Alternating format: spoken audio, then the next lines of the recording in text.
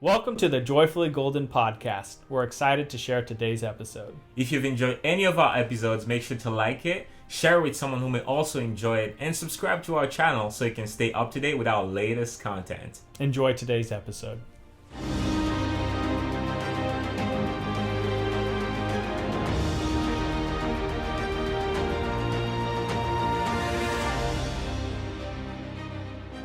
I saw an anonymous quote the other day that read, "They are not your friends until they've defended you in your absence." This quote immediately makes me think of one of the most valuable things that can bond two people. That thing is trust. Our topic for today is who's got your back.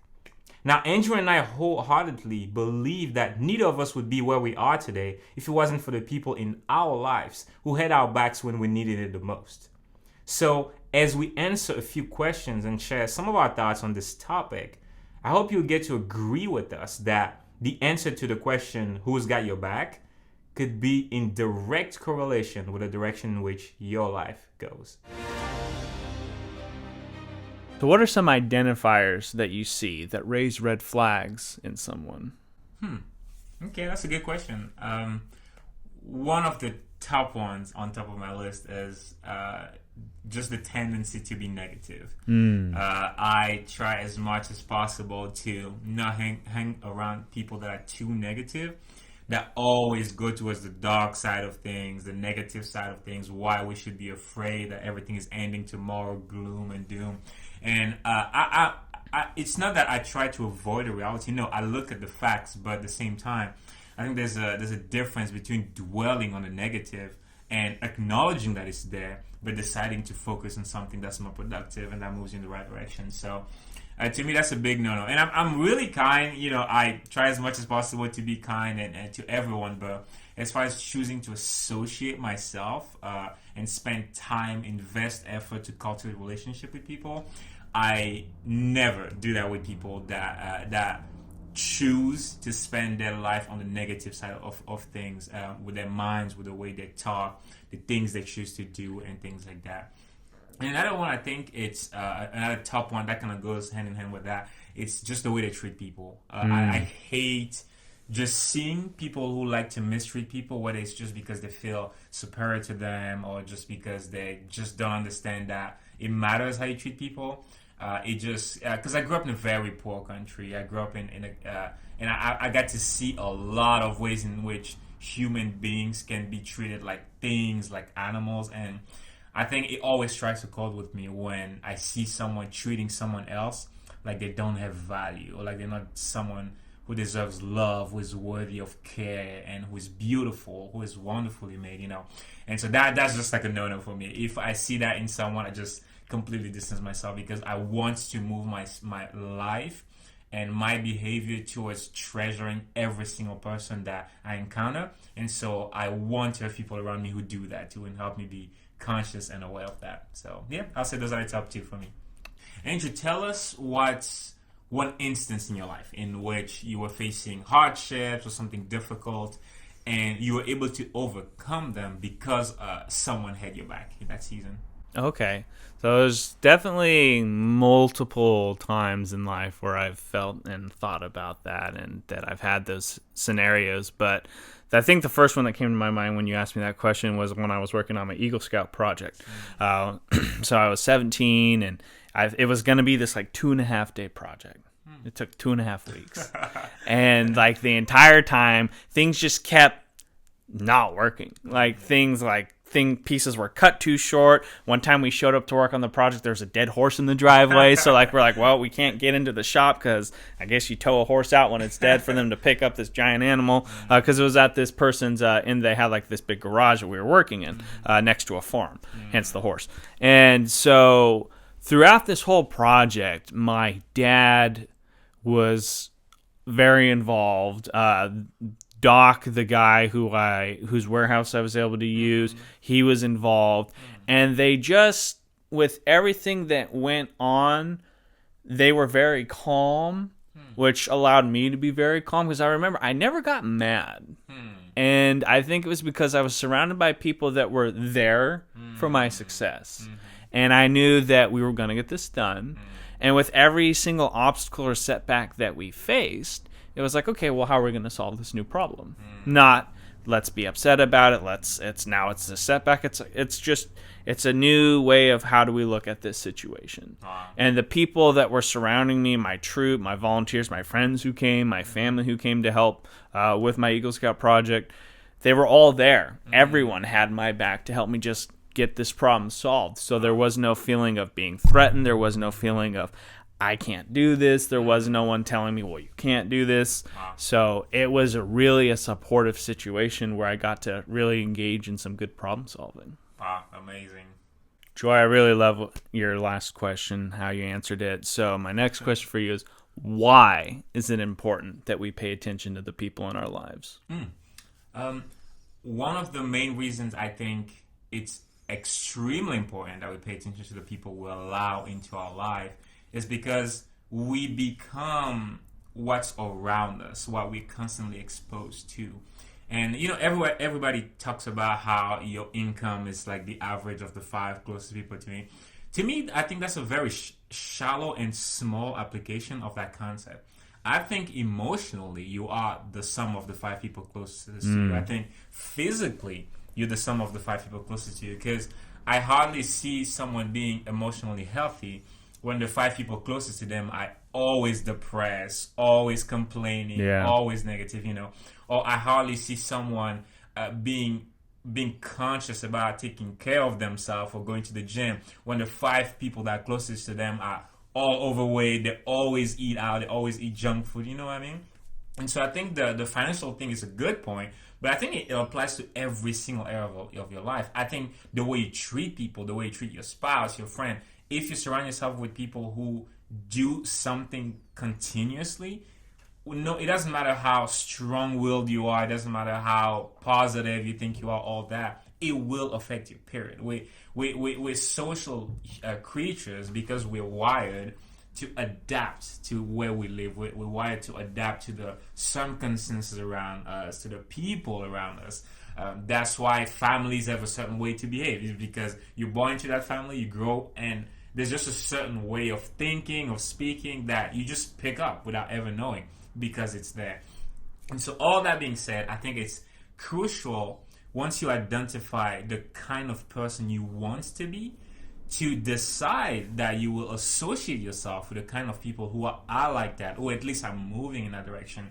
Because otherwise you're going to be, you're contradicting yourself. You know what I mean? It's almost like trying to I don't know, like trying to be healthy and at the same time swallowing things that make you sick, Like if you're trying to be happier, more relaxed, more peaceful, more fun, then maybe you need people around you who are a little more relaxed, a little more fun, you know what I mean? And eventually, it won't change you completely, but it will be easy to move in that direction because you're surrounded by people who are already moving in that direction. So I think it's extremely important, and I think people will start realizing not how easy, but how simple it is to stay on target with your goals and your dreams and the kind of person you want to be when you start being more selective with the people that you're allowing into your life. You know what I mean? So, yeah. What is, in your opinion, one key factor to look for when choosing the kind of people you're looking for to have being close to you and ultimately having your back? How they deal with setbacks. Like I gave the example in my situation. There have been plenty of times where I've been really angry about things not as complicated as that Eagle Scout project were. And everyone has their bad day. But here's the thing. I tend to give everyone when I meet, I'm pretty good about reading people, but I'm more of a very easygoing, kind, considerate person. I'm willing to give you the benefit of the doubt. But if I interact with somebody and if something goes wrong or we have a disagreement, if somebody becomes emotionally unavailable to discuss a situation, or they take a very negative attitude, like you were talking about, if they have a really bad attitude about a situation, then I think to myself, okay, how is this in relation? How is this going to kind of benefit me? And it's not what can they do for me. It's how is me being close to this person going to affect my life? Because it's very important when you have people within your inner circle, the people that are closest to you, that they're going to be a positive influence on your life. And I think that when you have people that are predispositioned, in my opinion, predispositioned to be negative, that is a prime example of how their generic outlook on life is. And I am somebody who likes to solve problems. So I look at people, and this is just me in my opinion, if they're upset about something, well, I tend to want to fix it. So I've learned I have to be careful with that because I want to fix problems. But sometimes when people, that is what they are, if their whole life is a problem, well, then I got to be careful about how involved I get with those people, because then I could find myself extending beyond the relationship of reciprocity to now it's a one-sided thing where I'm giving into somebody who I would call a taker, somebody who's so negative and they just take things from people without giving anything positive back. So, first of all, I have not heard you say the word hate in such a long time. And I was like, oh, when I heard you say that. And I think it's very important because it, like we both talked about, negativity is so dangerous. And I think because we see it all the time, we're wired to avoid negativity. But we have to, in order to avoid it, we have to be able to identify it. So our brain is really good about seeing things that are bad for us because it's designed to keep us alive. So when it comes to toxic people or negative people, we're really good at identifying them. But I think socially sometimes we kind of get stuck because we don't see an immediate threat of danger, even though there's all this negativity. So our primal ability to survive and stay away from things that are bad from us kind of gets warped when you have a spouse or a child or a parent or a colleague that is this negativity, because it kind of contradicts the biological chemical interaction you have with the emotional part of somebody. So I think that it was very interesting hearing you talk about when people are very negative, what do we do? And I think it's important that if you're in a situation, what's going to be best for you?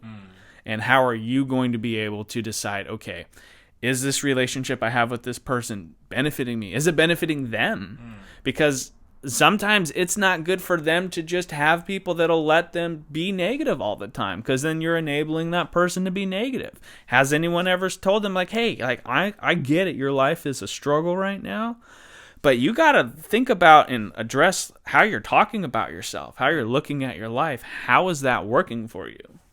Because at the end of the day, you've just said all these negative things, and what have you done about it? And especially when you care for somebody, if that's what they're stuck in, they may need professional help. They may need counseling. They may need to look at, okay, what are the things in their own lives that they got to figure out? And I think at the end of the day, we have to make sure we're taking care of ourselves before we can take care of other people. And when we identify someone who's not taking care of themselves, if we're not in the professional position or the parental or spousal position of commitment to helping that person, then we need to be careful about how involved we are with them. Oh, that's a good point. I think just some of my last thoughts as we finish today.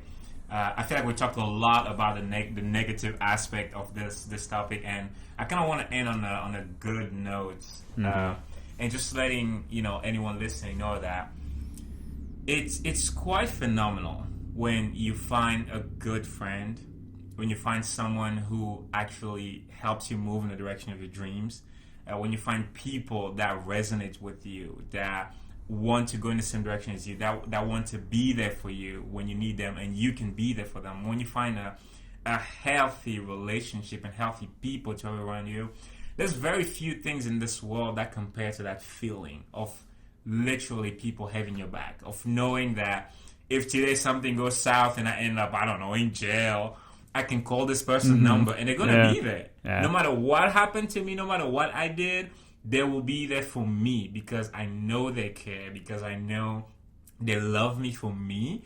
And there is almost nothing I can do to change that because they just care for me and I care for them like that. And so I think I just want to encourage people to seek that because, like you said, I think there's just so much negativity that sometimes it's hard to filter out. It feels like there's no such thing as a good relationship that we should seek out. And especially in this day and age in which relationships are so shallow because they're built through social media, they're nurtured through text and through calls, not with actually doing life together. But when a very good relationship is found, nurtured, treasured for what it is, there's honestly very few things in this world that compares to that safe, fun, and just awesome feeling. And for me personally, in my life, some of the best memories that I have in my entire life are some of the ones that I've spent with those people. And I'm connected to a lot of people because I just love people, but I have very few very close friends. But those few friends, most of my fondest memories, I share them with them, because that's how life was meant to be done with a tribe that you belong to, that you associate yourself with, and that you do life with, because life was made to be done like that. So I think I just want to leave our audience with that. There definitely is something you need to watch out for, you need to be careful, but at the same time, be encouraged because it's a worthy process. Because once you do find those people that you need to be associated with, it's quite a ride, it's quite an adventure, and it's worth it. When the lights go out, when everyone leaves for the night, who's got your back? When you finish taking care of others and you find yourself in need, who can give you what you lack? If you identify as a giver, do you find yourself surrounded with only receivers? Or can someone match your generosity without ever expecting reciprocity? Being kind to others should be a given in life. Treat others the way you want to be treated. It's the golden rule that leads my life. But sometimes, no matter how much you do for another, they may have zero intentions of ever blessing you the way you do for them. So you must decide if your kindness is being respected or simply taken for granted. Do you feel you have someone you can lean on in life? Or is everyone else always leaning on you to the point you've stopped taking care of yourself? It's important that the right people have your back, because when they do, they're lifting you up. Don't ever confuse someone having your back with someone who's holding you back.